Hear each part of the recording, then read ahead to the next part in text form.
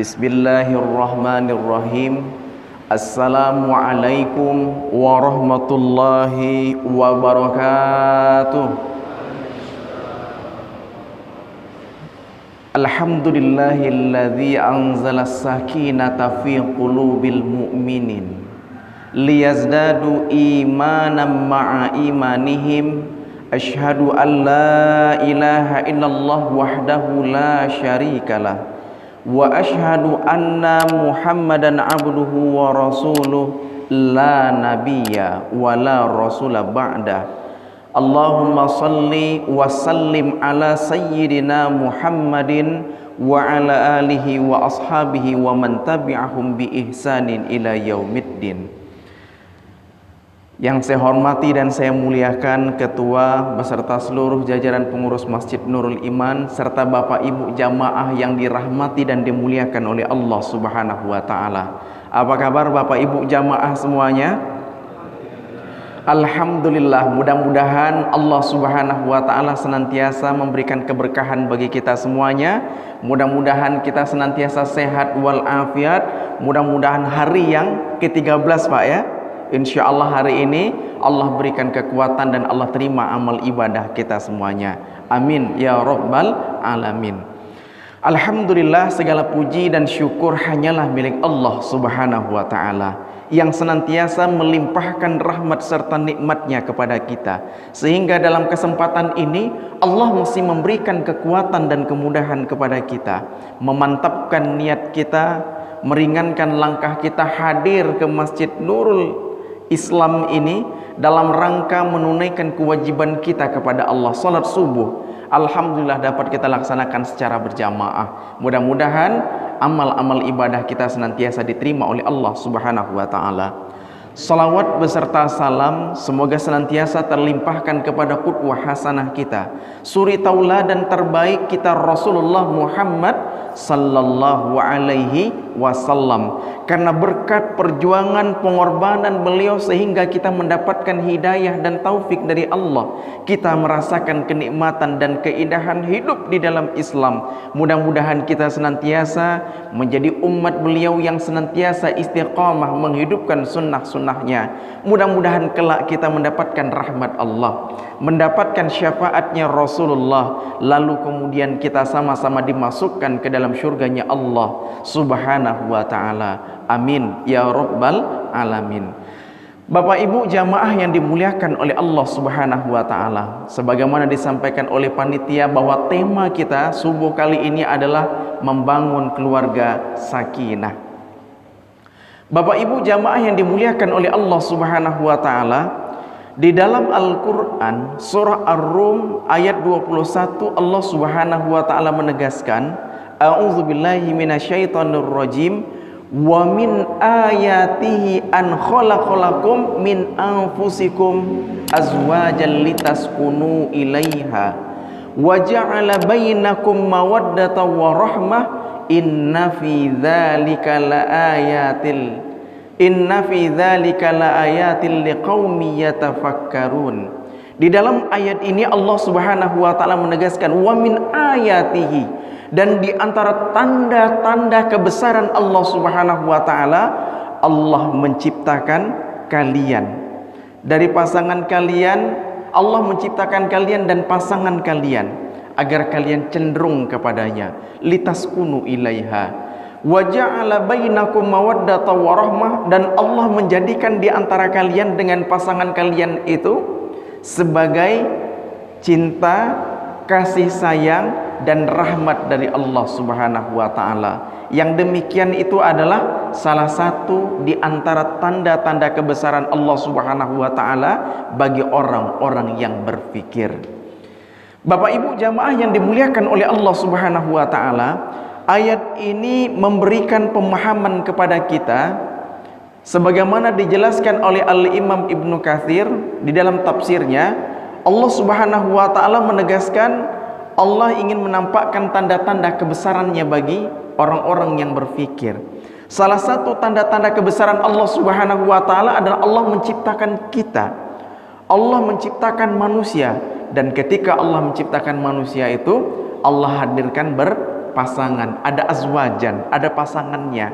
Allah awalnya menciptakan Nabiullah Adam alaihissalam. Kemudian ketika Nabiullah Adam alaihissalam Allah ciptakan masih sendirian, beliau merasakan risau dan galau. Kalau bahasa kita sekarang, Pak ya, beliau merasakan resah dan gelisah. Beliau memerlukan sesuatu yang menenteramkan hati beliau. Maka Allah hadirkan ibunda Hawa yang kemudian menjadi pasangan. Untuk apa? Litaskunu ilaiha, agar Allah memberikan ketentraman. Jadi fitrahnya manusia itu adalah kehidupannya jika berpasangan. Makanya secara legal, secara sah, Allah menyatukan dua insan, laki-laki dan perempuan itu dengan syariat pernikahan.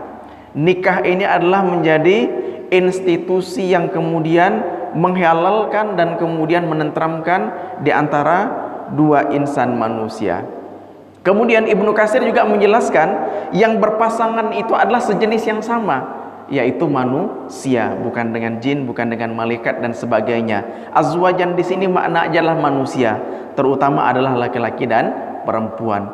Kemudian ketika mereka sudah bersatu, maka Allah akan hadirkan bagi mereka mawaddah. Mawaddah ini cinta dan rahmah serta kasih sayang dari Allah Subhanahu wa taala. Terkait dengan poin yang pertama, sakinah tadi. Sakinah ini maknanya ketenangan. Kalau dalam bahasa Arab sering dikatakan kalau bertanya dengan seseorang, aina taskun, di mana engkau tinggal. Kemudian ketika bertanya di mana engkau tinggal dengan kalimat taskun, kemudian kalau tempat tinggalnya itu sendiri namanya adalah maskan. Kalau rumah kita baitun, tapi tempat tinggal itu istilahnya adalah maskan. Ini masih satu akar kata dengan kata-kata sakinah. Berarti secara mafhum apa? Orang yang kemudian tinggal di tempat tinggalnya, orang yang tinggal di rumahnya, itu sebetulnya menghadirkan ketenangan. Kita bisa mendapatkan naungan, terbebas dari panas matahari, terbebas dari hujan, itu kalau kita memiliki tempat tinggal, ya Pak ya. Dan kemudian kita nyaman. Coba kita lagi siang-siang panas, kalau kita berada di rumah kita, di tempat tinggal kita, di tempat yang teduh, pasti nyaman. Kita tidak merasakan terik matahari. Begitu juga ketika hujan, ketika kita berada di rumah kita, berada di sebuah tempat, kita terbebaskan dari gangguan hujan. Kita tidak kebasahan, kita tidak kedinginan. Tapi tempat tinggal kita, maskan kita, rumah kita memberikan kenyamanan dan ketenangan. Ternyata demikian juga pasangan hidup kita. Pasangan hidup kita itu memberikan ketenangan, memberikan kenyamanan bagi hati kita, jiwa kita, perasaan kita. Itulah sebabnya di ayat yang lain Allah Subhanahu wa taala menegaskan pasangan hidup kita itu ibaratnya seperti pakaian. Yang satu dengan yang lainnya saling menutupi. Ibaratnya pakaian suami, pakaian bagi istri, istri pakaian bagi suami. Untuk apa? Untuk melindungi dirinya, untuk menutupi aibnya, untuk menutupi dari syahwat yang akan mempengaruhi dan yang akan menjerumuskannya kepada sesuatu yang Allah Subhanahu wa taala tidak ridhoi. Kemudian pertanyaannya adalah bagaimana kita membangun sakinah? Kemudian bagaimana kita mendapatkan mawaddah? Lalu kemudian Allah mencurahkan rahmah. Maka ketika kita ingin mendapatkan sakinah, sakinah yang abadi, sakinah yang hakiki akan kita dapatkan kalau kita membangunnya dengan nilai-nilai keimanan kepada Allah Subhanahu wa taala. Ketika kita membangun nilai-nilai keimanan di dalam rumah tangga kita, antara suami dengan istri di atas nilai-nilai keimanan kepada Allah. Oleh karenanya Allah Subhanahu wa taala dalam Al-Qur'an menegaskan, qu anfusakum wa ahlikum nara. Jagalah diri kalian dan keluarga kalian dari siksaan api neraka. Nah, orang yang mendapatkan sakinah itu dibangun di atas dasar-dasar keimanan dan ketakwaan kepada Allah, saling memberikan nasihat, saling mengingatkan, saling membimbing dan menghidupkan amal-amal soleh di dalam rumah tangganya, menghidupkan amal-amal ibadah dalam keluarganya. Sebagai contoh, Rasulullah sallallahu alaihi wasallam menegaskan ketika seseorang bangun malam, Dalam sebuah hadis, dalam sebuah riwayat Rasul menegaskan, ketika seseorang bangun malam, suami bangun terlebih dahulu, dianjurkan untuk membangunkan ahli keluarganya. Untuk apa? Ketika bangun malam hari, bangunkan ahli keluarganya, bangunkan istrinya, bangunkan anaknya. Untuk apa? Untuk menegakkan zikrullah, untuk menegakkan qiyamul lail, bermunajat kepada Allah, melaksanakan tahajud, berdoa, beristighfar. Supaya apa? Dalam rumah tangga itu ada ketenangan. Kalau seandainya dia sulit untuk bangun, maka Rasul menegaskan, percikkan dengan air. Supaya apa? Segera terbangun. Begitu juga sebaliknya, ketika seorang istri bangun duluan, bangunkan suaminya. Ketika suaminya sulit untuk bangun, percikkan dengan air, sehingga yang terbangun adalah nilai-nilai ketakwaan, nilai-nilai ibadah, nilai-nilai keimanan di sisi Allah Subhanahu wa taala. Inilah sakinah yang akan kita dapatkan. Sakinah ini tidak hanya didapatkan melalui materi saja, tetapi dia dibangun dengan nilai-nilai keimanan. Harta yang melimpah ruah, kemudian istri yang cantik, suami yang ganteng, itu belum tentu mendapatkan sakinah jika tidak dibangun dengan nilai-nilai keimanan, nilai-nilai ibadah di sisi Allah Subhanahu wa taala. Kemudian sakinah ini akan didapatkan apabila masing-masing antara suami dengan istri memahami kewajibannya, menunaikan hak dan kewajibannya. Seorang istri wajib taat kepada suaminya. Seorang suami wajib membimbing dan menafkahi istri dan anak-anaknya. Ketika masing-masing memahami tupoksinya, tugasnya, hak dan kewajibannya, insya Allah yang akan tercipta adalah sakinah, mawaddah, warahmah.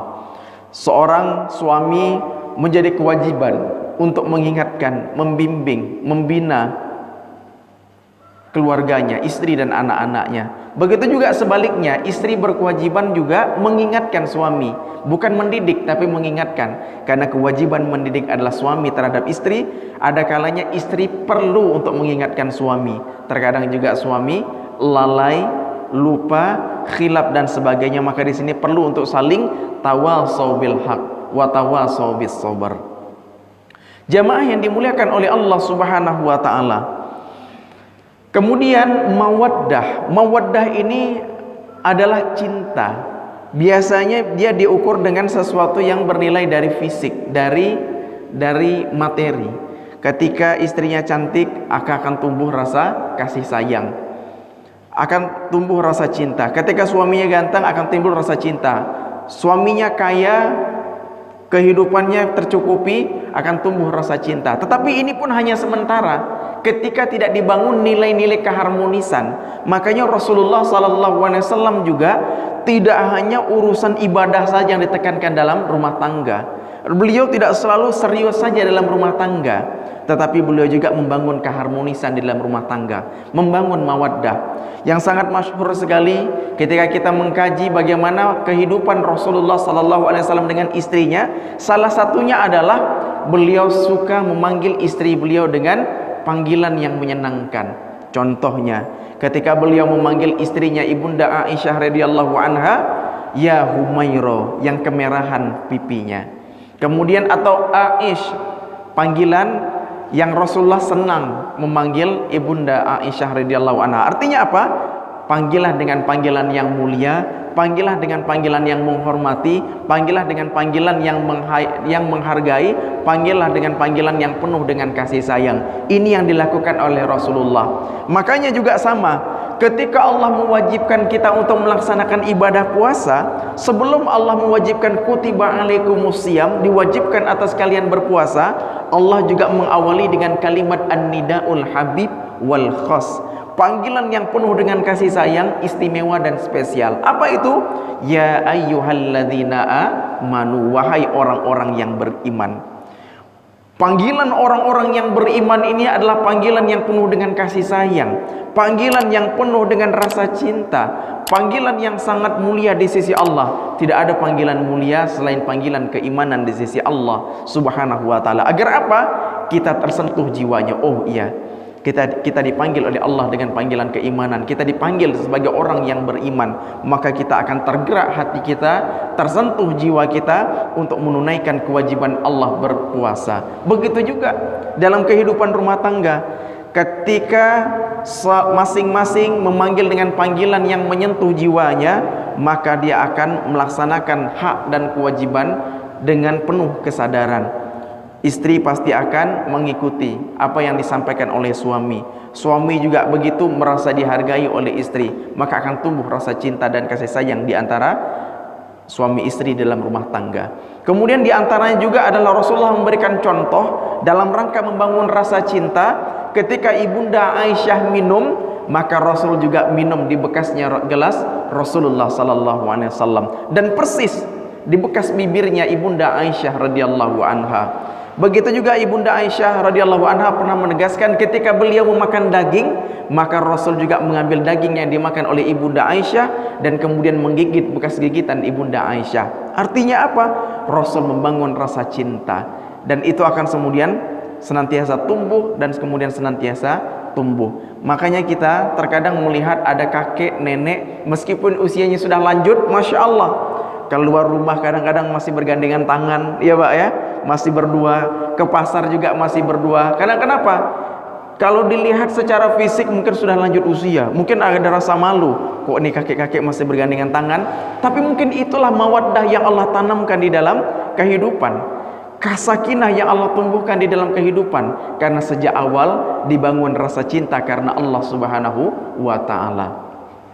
Kemudian misalnya bagaimana suatu ketika Rasulullah sallallahu alaihi wasallam dalam sebuah perjalanan dengan rombongan sahabat beserta istri beliau, Rasul mempersilahkan rombongan jalan lebih duluan.